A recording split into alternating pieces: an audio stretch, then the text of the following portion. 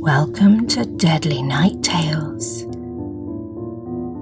Redbush Tea by Jill Boys. I woke up in a sweat recalling my dream. Abby and me sitting in the garden, the house wall at our backs. We were laughing. "It's still holding up," she said, tapping the flat of her palms on the rickety IKEA table. There was a small tremor that turned my stomach. It felt so real, as dreams often do. A soft breeze and that familiar, earthy smell of the cattle watching us from the field. The cows always seemed to be there, watching us, or, when we were indoors, just watching the house.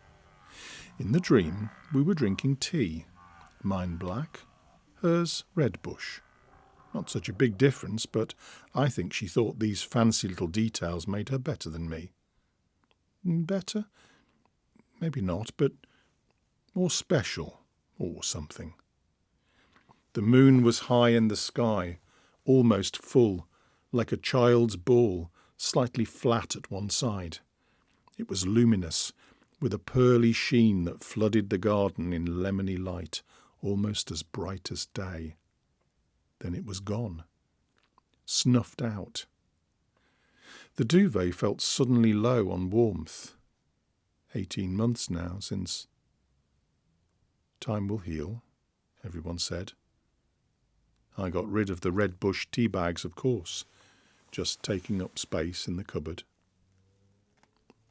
I awoke much later. The light round the edge of the curtains told me it was morning. The clock hands told me I was going to be late. The coffee burnt my throat, but I needed it. On my return at 6:30, the front of the house sat in shadow, offering a dour welcome.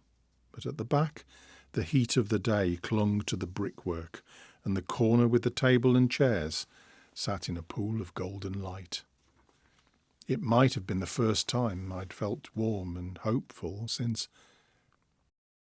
The pizza I'd ordered was swiftly losing heat as I hunted for the bottle opener in the kitchen drawer. Finally, opened a beer, and the metal cap with its crinkled rim flew in the air and clattered somewhere beneath the table. I'll get it later. The pizza turned cold. The beer turned warm. I smelt them before I saw them. The cattle were back in the field, beyond the garden fence. They stood in a silent row, watching, knowing. My chest and throat tightened. Their earthy scent stirred my dream of the night before. Me and Abby, right here, drinking tea, laughing. I felt too cold and morose to finish my meal. As I cleaned up, I remembered and got down on my hands and knees.